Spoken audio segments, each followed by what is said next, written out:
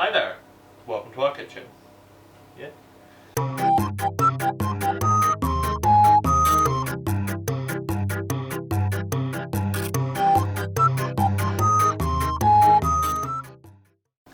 So today we're going to be making ramen, which might sound scary if you've never made it, but it's kind of scary. It's actually quite an easy thing to make really. The biggest element of ramen, in my opinion, would be the broth. So I have a very odd take on ramen because I'm quite a fussy eater. So I've adapted it to myself, and that's kind of the good thing about ramen. You can chop and change it how you like. So most of the vegetables going on my ramen today are root vegetables. So we've got carrot, potato, parsnip, some onion. Not for me because I don't like onion. And I'm going to be having chicken on mine. There's three main elements to ramen: the broth, the noodles, and the toppings. Although the toppings are the biggest element in terms of prep and whatever you want to do with it.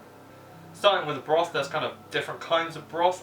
Today we're going with a kind of faux Asian, kind of my take on it, broth, which has soy, ginger, garlic, and some other kind of Asian liquids we'll go through a bit later. There's other kinds that you can have, like a fish-based broth, a meat-based broth, but because Sam is vegetarian, we always stick with a vegetable-based broth with lots of kind of Asian influences. So there's plenty of different kinds of noodles that you can put with your ramen. There's udon noodles, medium egg noodles, obviously the classic ramen noodles, a very fine noodle. Today we're going to be going with a medium noodle. I hope I didn't choke. And in terms of toppings, you can basically put whatever you want on a ramen. As I said, today we're going with carrot, some swede, parsnip, some potatoes, and then chicken for me, tofu for Sam.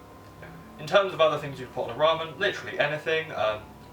Soft-boiled eggs are quite common, fried eggs, some nori, which is dried seaweed, very commonplace. You can put on any meat really, some fish, obviously carrots, peppers, mushrooms are very popular, bean sprouts, bamboo shoots, so many different options. It's such a nice dish to play with. In terms of prep, what I did was quickly slice up some onion for rings to go on top of Sam's, and then I put the rest of it into the broth pot or stock pot, crushed up some garlic cloves, both for Sam's tofu topping and for the broth. Then I peeled some carrots, chucked the peels in there because everything's good to go in a broth. And then I julienned up some carrot, which is a kind of fine matchstick cut. So for the carrot, what I did was, I call it curried carrot. I have a kind of boxed curry roux that I use, that and some hot water, mix it and just let it sit until you want to serve it. You could also just use curry powder for this, kind of whatever you've got at home, or if you're not a big fan of curry, honestly, just some slightly softened carrot or raw carrot is amazing in a ramen. Next, we diced up some swede, which Americans would call a rutabaga, I believe. It's kind of a decisive vegetable. A lot of people like it, a lot of people don't. I am very partial to it. I absolutely love sweet. Then we have some potato, sliced thinly, not super thick, not super thin. You can adjust it depending on how much potato you like, really. You can also do this with sweet potato, which is something I do quite a lot. And then we have the parsnip, which I have also peeled, but I've not included the peel in the stock because I'm not a fan of what parsnip adds to it. And then we cut the parsnip in a somewhat rough rangiri style, which is a Japanese style of cutting, which means random. So it's just a little bit all over the place. It's kind of nice for variety. Then we have Sam's tofu, which is literally just some tofu drained off, sliced thin, and then I sliced it into triangles because I think the shape is such a unique shape for a ramen bowl, it just makes it look a bit nicer. And last but not least would be my chicken. I've literally just butterflied it, made sure it's pretty even all around, and then we'll just go from there. If you hear any noise, that's going to be Alfie tip-tapping in the background. He is being a baby and wants to play while I'm doing this. I'm sorry. So to start off, I heated the oven. I actually have two ovens. I've got the top one on just like a warming setting and the bottom one on about 180. And then the first actual step we're going to do once everything's prepped and ready to go is start the stock. And I know this is a terrifying step for some people, but it's really easy. So we have everything ready to go in our stock pot, our onion, garlic. I forgot to say I added a little bit of chopped ginger. Fresh ginger would be nicer if you have any on hand, but we just didn't at the minute. On top of that, I've also put in a little bit of sesame oil and a little bit of olive oil. Honest, you're not helping. You do the pits to pats. If you don't have sesame oil, just use whatever oil you've got. I just love the taste of sesame oil and I think it's quite a nice base. If you don't have it, don't worry, just start with a normal oil. And we're going to get this started quite low we only really want to brown the vegetables that's in there. So that's sizzling away now, and while that's starting to get ready, we're just going to talk quickly about different kinds of stock that you can make. I make, for this kind of ramen, I make a very quick stock, which also means I use a stock cube. Kind of cheating, I don't mind. But what you can do is, if you know how to make a stock, make up the stock beforehand, chicken stock, veg stock, whatever you want to do, and you can use that. I'd add a little bit of water and soy sauce to it though, if you want to turn it into a broth, because otherwise it will be very rich. Helpful pun. So now that the stock has started to brown, you can see that the onions are browning, the carrots are kind of starting to char. Not the end of the world if it catches. I'm going to add a little bit of stock. I use a kind of stock cube, sprinkle over, and then hide the rubbish out of shot. So just quickly mix that round,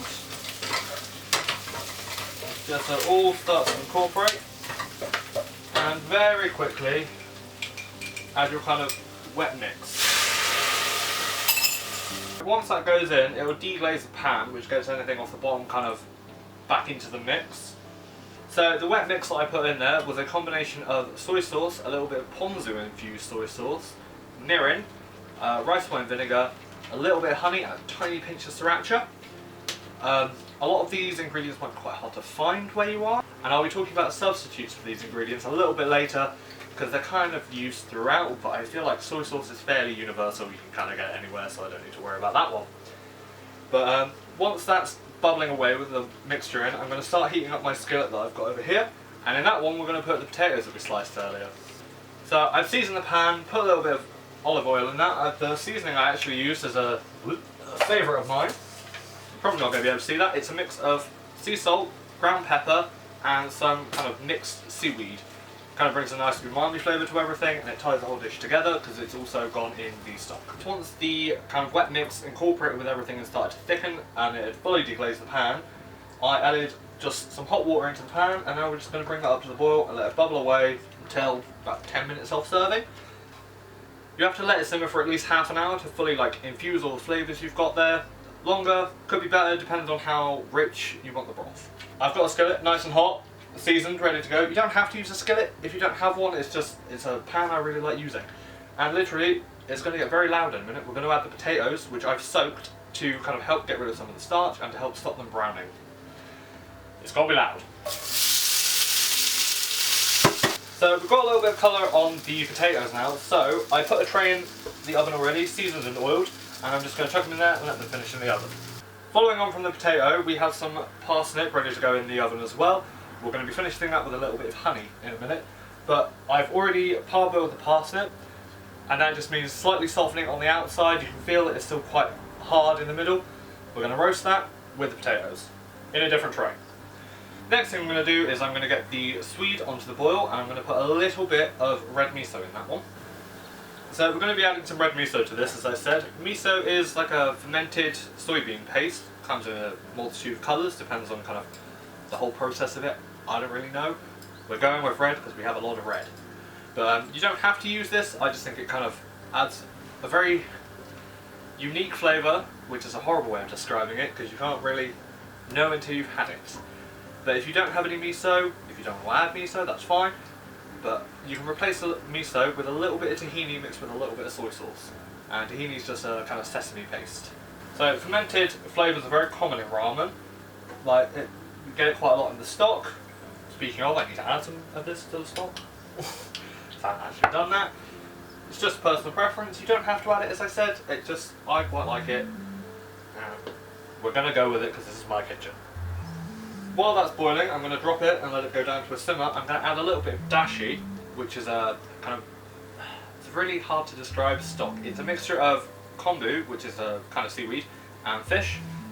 It smells like fish food, but it really does help bring another level to the stock. So I need to add a tiny pinch of that. Literally, if you add too much, it will taste like fish food. So you've got to be quite sparing with dashi. About half a teaspoon for this much stock, seems right. Again, dashi, you don't have to add it if you don't want to, or if you don't have it, can't get it. But there is a kind of nice substitute for dashi, which is basically just adding a sheet of nori or any kind of dried seaweed. Nori is what you would use for sushi. With the wet mix, to fully explain things, while we're just kind of waiting for things to cook, obviously soy sauce is soy sauce, everyone knows what that is, most people have it, most people like it. Then we have mirin, which is a kind of sweet cooking wine, very similar to a cooking sake.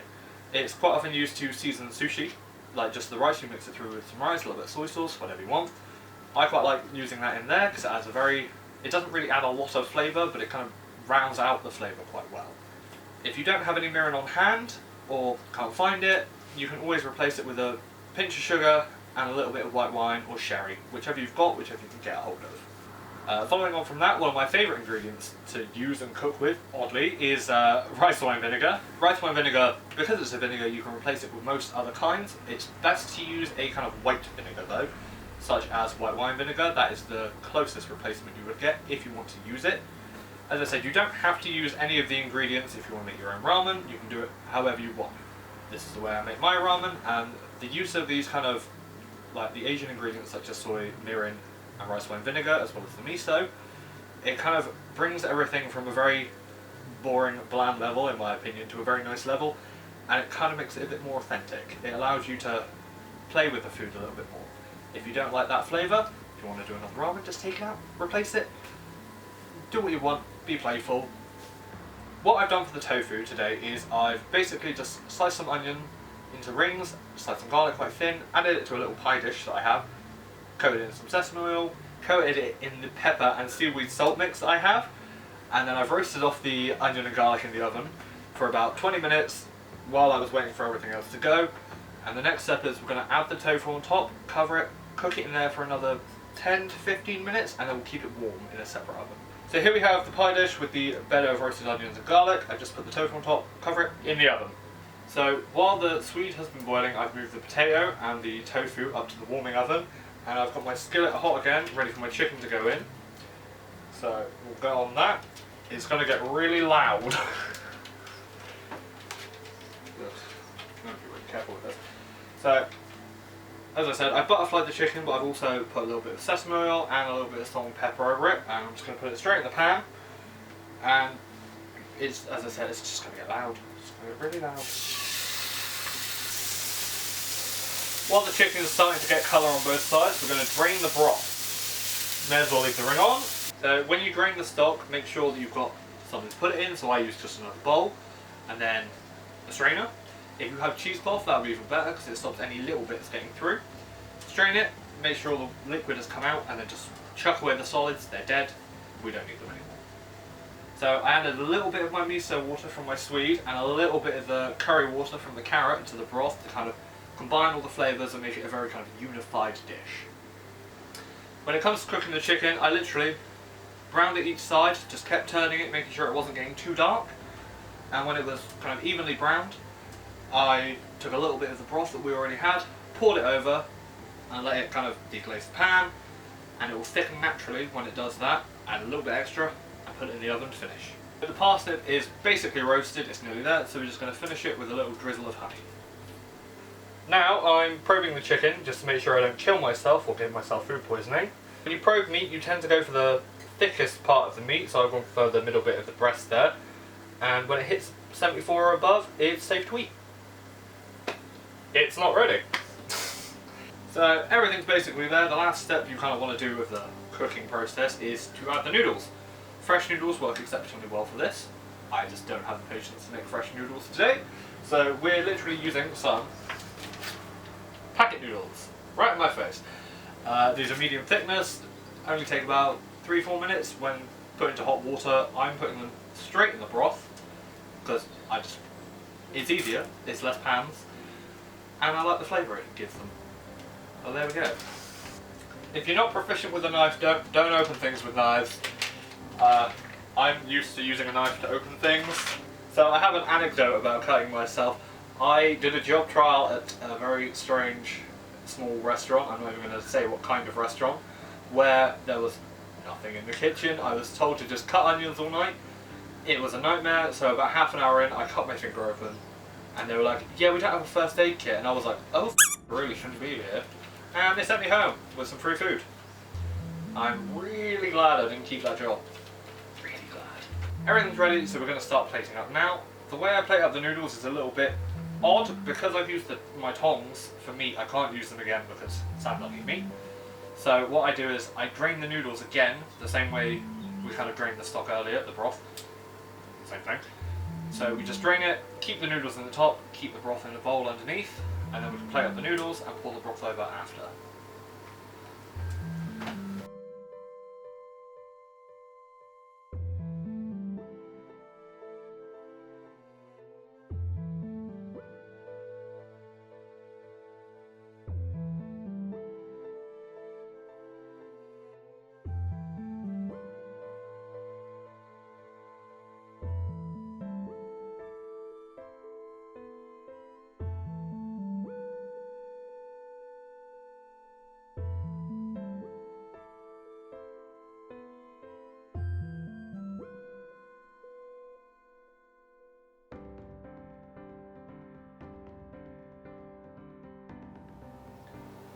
So I forgot to record an outro and I've already eaten it and it was really good. So hopefully it's the same for you if you actually decide to do this recipe. I know it's not very traditional ramen, but it's what I want, it's what I like, and it's kind of my take on ramen. Hopefully we'll be back soon to do some more recipes. I think next time we'll probably do something a little bit sweeter, hopefully. Again, depends on ingredients. But I think that's all from us. Anything else? Yeah? Oh, good boy, he waved it in. Yeah. Just leave it like that. Whew, my face. I hate wearing glasses. Can't see a damn thing.